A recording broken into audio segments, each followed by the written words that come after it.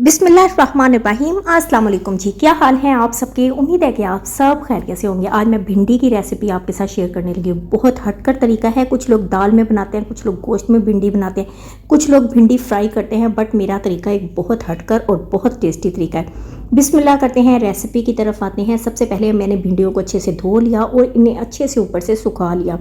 अब जनाब हमने इसकी कटिंग करनी है। कटिंग कुछ इस तरह से करेंगे, इसकी साइड्स उतार देंगे। इस तरह से सेम हमने सारी भिंडियों की कटिंग कर लेनी है, बट आपने भिंडियों को फुल अच्छे से खुश्क कर लेना है। ये देखिए इस टाइम पर भिंडी कितनी ज़बरदस्त तरीके से सारी खुश्क है। पंखे के आगे रखे भिंडियाँ अच्छे से खुश्क हो जाती हैं। अब जनाब मैंने ले लिया है 1 कप बेसन। 1 टीस्पून मैं इसमें डालूंगी सुरख मिर्च, हाफ टी स्पून हल्दी, हाफ टी स्पून नमक और 1 टीस्पून मैंने इसमें ज़ीरा ऐड किया। थोड़ी सी मैंने इसमें अजवाइन भी ऐड कर दी थी। अजवाइन से हाजमा बेहतर रहता है। अलबत्ता जब मैं वीडियो बना रही थी उस टाइम स्किप हो गया था वो सीन। अच्छा जी, अब हमने थोड़ा थोड़ा पानी डालना है और एक घोल रेडी कर देना है।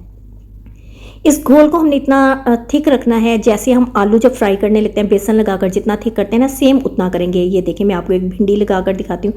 ये देखिए अच्छे से भिंडी के ऊपर इसका कोट आ गया है। अब जनाब फ्राई करने की तरफ आते हैं। एक कढ़ाई में मैंने ऑयल गर्म किया और इसमें 1 बाय 1 हमने भिंडियों को डिप करते जाना है बेसन में और इसके अंदर डालते जाना है। कढ़ाई भरकर हमने भिंडियाँ जो हैं इन्हें फ्राई करना स्टार्ट कर देना है। बहुत ज़बरदस्त रेसिपी है, बहुत हटकर है और आपको एक बात का पता होगा, भिंडियाँ जो है वो झटपट से फ्राई हो जाती हैं, बहुत ही जल्दी ये पक भी जाती हैं, गल जाती हैं अच्छे से।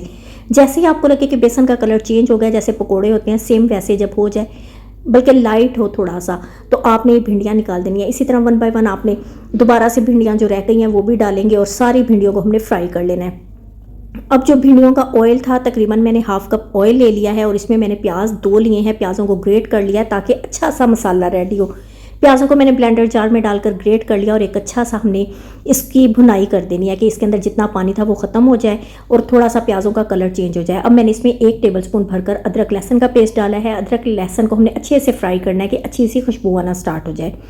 अब मैंने ले लिए हैं 2 बड़े बड़े टमाटरों को भी मैंने ग्रेट कर लिया। टमाटर इसमें ऐड करेंगे और साथ ही मैं इसमें मसाले भी ऐड कर दूंगी ताकि हमारा मसाला अच्छा सा रेडी हो। 1 टीस्पून मैंने ले लिया सूरख मिर्च, 1 टीस्पून से थोड़ी कम चिली फ्लेक्स लेंगे, हाफ टी स्पून हल्दी लेंगे, हाफ टी स्पून ही हमने नमक लेना है। नमक मिर्च जो है वो आप अपने फ्लेवर के हिसाब से सेट कर लीजिएगा। अब हमने इसकी भुनाई स्टार्ट करनी है। अच्छा जी, इसकी भुनाई बहुत अच्छे से करेंगे कि ऑयल नज़र आने लग जाए। ये देखिए ऑयल बहुत ही अच्छे से इस टाइम पर नज़र आने लग गया। अब मैं डालूंगी 2 टेबलस्पून सिरका, 2 टेबलस्पून सोया सॉस और 2 टेबलस्पून ही मैं इसमें ऐड करूंगी चिल्ली सॉस और साथ में 3 टेबलस्पून मैं इसमें डाल दूंगी केचप। चिल्ली गार्लिक केचप मैं यूज़ कर रही हूँ। ये तीनों स्पाइसेस हमने इसमें ऐड कर दिए और सॉसेज ऐड कर दिए और इनकी भी हमने थोड़ी सी भुनाई करनी है। यकीन करें जब हम ये डालेंगे और हमारे मसाले का फ्लेवर बहुत ज़्यादा बढ़ जाएगा कि आपको जब आप मसाला भून रहे होंगे उसी टाइम आपके मुंह में पानी आना स्टार्ट हो जाएगा। अच्छी सी मैंने मसाले की भुनाई कर दी और इसमें जो भिंडियाँ फ्राई की थी वो सारी इसमें ऐड करेंगे और बहुत ज़्यादा सॉफ्ट हाथों के साथ हमने इन सारी चीज़ों की मिक्सिंग कर देनी है। अच्छा जनाब, अगर आप नए हैं तो मेरे चैनल को सब्सक्राइब ज़रूर कीजिएगा क्योंकि आपका सब्सक्राइब मेरे लिए एक अप्रिशिएट होता है, मेरे लिए एक इनाम होता है। और जनाब ये देखिए मैंने इनकी अच्छी सी मिक्सिंग कर दी। लास्ट में इसके ऊपर मैंने धनिया डाल दिया दोबारा से, फिर सॉफ्ट हाथों के साथ मैंने हल्की सी मिक्सिंग कर दी। अच्छा, आपको मेरी वीडियो अगर अच्छी लग रही है तो लाइक लाजमी करें, मुझे अच्छे अच्छे कमेंट्स आप लाजमी दीजिएगा। इसके अलावा ये कि ये रेसिपी बड़ी यूनिक है, अपने फैमिली फ्रेंड्स के साथ शेयर करें ताकि वो भी इस तरह से बनाएं और इंजॉय करें क्योंकि ये भी एक सदका जारिया है। अपना बहुत सारा ख्याल रखा करें, इस रेसिपी को ट्राई करें, बहुत टेस्टी है। इसके साथ ही आप मुझे इजाज़त दें। अल्लाह हाफिज़।